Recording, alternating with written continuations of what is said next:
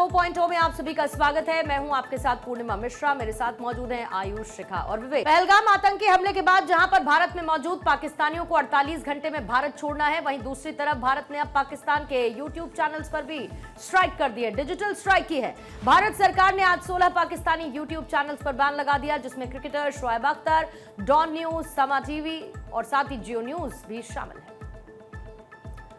पहलगाम हमले के बाद भारत सरकार पाकिस्तान के खिलाफ लगातार कड़े एक्शन कर रही है, जिसमें सरकार का ये फैसला भी अब शामिल हो गया है। सरकार के मुताबिक पाकिस्तान के ये यूट्यूब चैनल्स भारत और सुरक्षा एजेंसियों के खिलाफ झूठी और भ्रामक खबरें चला रहे थे, जिसके चलते ये कार्रवाई की गई। सरकार ने ये कार्रवाई गृह मंत्रालय की रिकमेंडेशन के बाद किया है। और भारत सरकार की तरफ से एक्शन लिए जाने के बाद यूट्यूब पर पाकिस्तानी चैनल्स को सर्च करने पर अब एक पेज नजर आ रहा है। इस पर लिखा हुआ आ रहा है कि राष्ट्रीय सुरक्षा या सार्वजनिक व्यवस्था से संबंधित सरकार के आदेश के चलते कंटेंट मौजूदा वक्त में देश में उपलब्ध नहीं है। जम्मू कश्मीर के पहलगाम में 22 अप्रैल को टूरिस्टों को निशाना बनाकर किए गए आतंकी हमले के खिलाफ जहां पूरे देश में गुस्सा है, तो दूसरी ओर इस आतंकी हमले के बाद से लगातार मोदी सरकार का पाकिस्तान के खिलाफ एक्शन दिखाई दे रहा है, जिसमें द पाकिस्तान रेफरेंस, समा स्पोर्ट्स, उजैर क्रिकेट, रजानामा समेत पूर्व क्रिकेटर शोएब अख्तर के यूट्यूब चैनल पर भी सरकार ने बैन लगा दिया है। पहलगाम हमले की जांच एनआईए कर रही है, तो एनआईए की इस जांच में कई सनसनीखेज खुलासे भी सामने आए हैं। एक सनसनीखेज खुलासा ड्रोन अटैक को लेकर भी सामने आया। इस खुलासे के मुताबिक आतंकी बैसरान घाटी में ड्रोन हमला करने वाले थे। बड़ी संख्या में लोगों की मौजूदगी की वजह से आतंकी ड्रोन हमला नहीं कर पाए। वहीं एक खुलासा सैटेलाइट फोन को लेकर के भी सामने आया। बताया जा रहा है कि पहलगाम अटैक में आतंकवादियों ने सैटेलाइट फोन का भी इस्तेमाल किया। इसके जरिए आतंकी लगातार पाकिस्तान में बैठे अपने हैंडलर्स से संपर्क कर रहे थे। दरअसल सुरक्षा एजेंसियों ने एक संदिग्ध चीनी सैटेलाइट फोन की गतिविधि को ट्रैक किया है, जो घटना के समय उसी जगह पर मौजूद था। हवाई नाम की एक चीनी कंपनी का यह सैटेलाइट फोन था, जिसकी एक्टिविटी ट्रैक की गई है। माना जा रहा है कि सैटेलाइट फोन हमले की जगह पर इस्तेमाल किया गया है।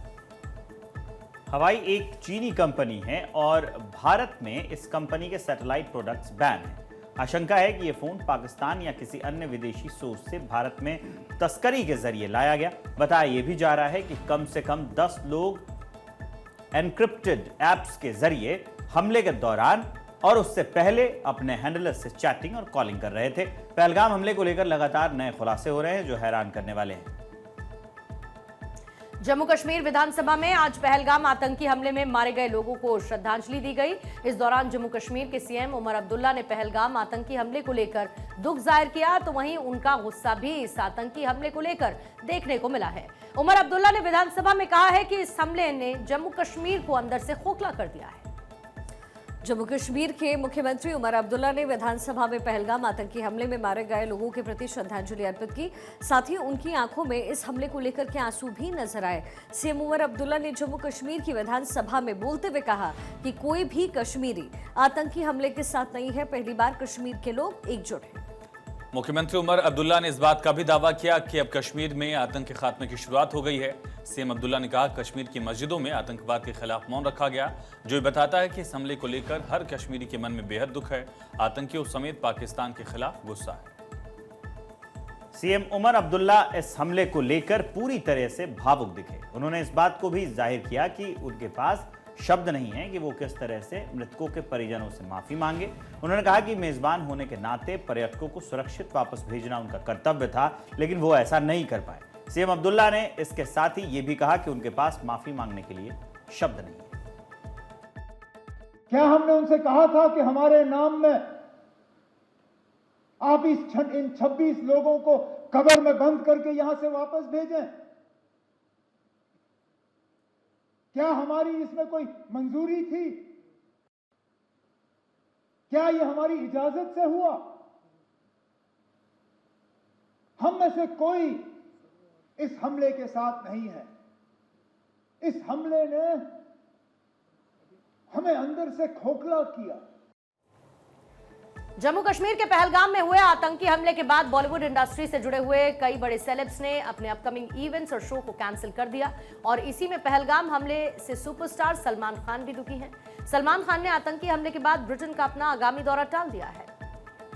सलमान खान ने अपने यूके टूर पोस्टपोन किए हैं और इसकी जानकारी खुद सलमान खान ने इंस्टाग्राम के एक आधिकारिक पोस्ट के जरिए किया। सलमान से पहले श्रेया घोषाल, बादशाह और अरिजीत सिंह जैसे बड़े नाम भी अपने शोज रद्द कर चुके हैं। आमिर खान भी हाल ही में अपनी फिल्म अंदाज अपना अपना की स्पेशल स्क्रीनिंग में शामिल नहीं हुए। सलमान ने पोस्ट में लिखा, कश्मीर में हाल ही में हुई दुखद घटनाओं को ध्यान में रखते हुए और भारी मन से मैंने अपने यूके टूर को टाल दिया है। सलमान खान ने आगे लिखा कि उन्हें पता है कि उनके फैंस उनका बेसब्री से इंतजार कर रहे होंगे, जिसके लिए उन्हें खेद है। सलमान को 4 और 5 मई को मैनचेस्टर और लंदन में द बॉलीवुड बिग वन कार्यक्रम में शो करना था। इस कार्यक्रम में माधुरी, टाइगर श्रॉफ, वरुण धवन, सारा अली खान, दिशा पाटनी, सुनील ग्रोवर और मनीष पॉल भी शामिल होंगे। 30 अप्रैल से चारधाम यात्रा का आगाज होने जा रहा है और अब तक करीब 22 लाख श्रद्धालु यात्रा के लिए रजिस्ट्रेशन करवा चुके हैं। सुरक्षित चारधाम यात्रा का संदेश देने के लिए मुख्यमंत्री पुष्कर सिंह धामी चारों धामों में कपाट खुलने के अवसर पर खुद उपस्थित रहेंगे। वहीं सरकार का दावा यह है कि यात्रा को लेकर सभी तैयारियां पूरी कर ली गई हैं। मुख्यमंत्री पुष्कर सिंह धामी ने मुख्य सेवक भंडारा के तहत सेवादारों की एक टीम को भी रवाना किया है। सेवादारों की ये जो टीम है वो श्रद्धालुओं के लिए भोजन की व्यवस्था करने वाली है। इस बार चारधाम यात्रा से लेकर के सामान्य पर्यटकों की संख्या में भारी इजाफा होने का अनुमान लगाया जा रहा है। पहलगाम की आतंकी घटना के बाद जम्मू कश्मीर से टूरिस्ट का रुख उत्तराखंड की तरफ हो रहा है और माना जा रहा है कि पर्यटन सीजन में बड़ी संख्या में पर्यटक उत्तराखंड पहुंच सकते हैं। पिछले साल अकेले चारधाम यात्रा में ही 48 लाख श्रद्धालु उत्तराखंड आए, जबकि इस बार अब तक महज 37 दिनों में ही 22 लाख पंजीकरण हो चुका है, जिससे अनुमान है कि इस बार रिकॉर्ड भीड़ दिखेगी। ऐसे में यात्रा व्यवस्थाओं को सुचारू बनाए रखना सरकार के लिए चुनौती है। हालांकि सीएम पुष्कर सिंह धामी जाहिर कर चुके हैं कि देवभूमि में श्रद्धालुओं के स्वागत के लिए पूरी तरह से इंतजाम मुकम्मल है। यात्रा और पर्यटन सीजन को देखते हुए सरकार पहले से ही अलर्ट मोड में है। व्यवस्थाएं पटरी पर बनी रहे, इसके लिए मुख्य सचिव से लेकर सचिव स्तर तक के अधिकारी यात्रा व्यवस्थाओं को निगरानी में उसकी जुटे हुए हैं। चारों धामों के लिए 4 आईएएस अफसरों को नोडल अधिकारी बनाया गया है। वहीं पुलिस की ओर से एक आईजी रैंक के अधिकारी की तैनाती की गई। चारधाम यात्रा की तैयारियां पूरी तरह से हो चुकी हैं और लोग उत्साहित हैं।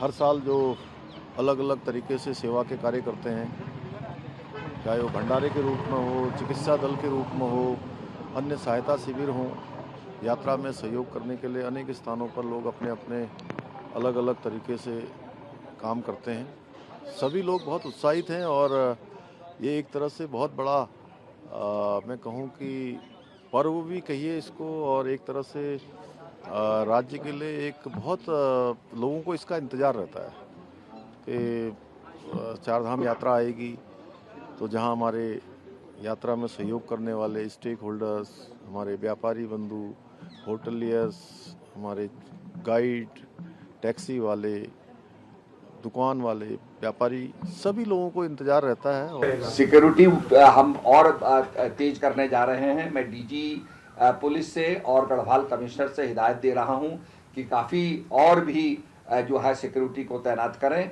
और इसके साथ साथ हम लोगों ने, आपको पता है कि इंश्योरेंस भी कराया है कि जो भी चारधाम के परिसर हैं, कोई हादसा होता है, कोई घटना घटती है, उसके लिए इंश्योरेंस कंपनी जो है उसमें पैसा देगी। पहलगाम हमले के बाद पूरा देश जहां पर पाकिस्तान के खिलाफ नाराजगी है, लेकिन विपक्ष के कुछ नेता अलग ही सुर अलाप रहे हैं। इन्हीं में से कुछ किसान नेता भी अब इसका हिस्सा बन गए हैं। पहलगाम अटैक के बाद पाकिस्तान के लोगों को वापस भेजने की कार्रवाई पर किसान नेता राकेश टिकैत ने सवाल उठाए। उनका कहना है कि लोगों को परेशान किया जा रहा है। कहां ढूंढते फिरोगे भाई? चोर तो आपके बीच में यही घूम रहा है। वो बॉर्डर पार पाकिस्तान में थोड़ा आएंगे, जो भी ठाव पूरे देश की वो चले जाओ पाकिस्तान में। चोर तो आपके बीच में है। इस घटना से किसको लाभ हुआ है और किसको नुकसान हुआ है? क्या कोई कश्मीर के लोग अपने यहां पे घटना करके आबाद होंगे? पता सबको है। जिसको भी इससे लाभ है, सवाल उसके पेट में है। तो पाकिस्तान का पानी रोकने पर किसान नेता नरेश टिकैत का भी स्टेटमेंट आया। नरेश टिकैत ने कहा, किसानों का पानी रोकना ठीक नहीं है, वहां भी हमारे किसान भाई ही हैं। एक समझौता हो रहा पहला, तो उसमें तो गलत निर्णय है उसका। वो तो जो समझौता है वो तो लागू रहना चाहिए। हम उसके पक्ष में नहीं। पानी, हम किसान हैं, अगर वहाँ का किसान तो कहीं का भी हो, पूरे भारत का किसान हो, इस पर प्रभावित हो उस पर ये नहीं। जो पानी का तो वो नहीं, उसका नहीं हमने सही मानते।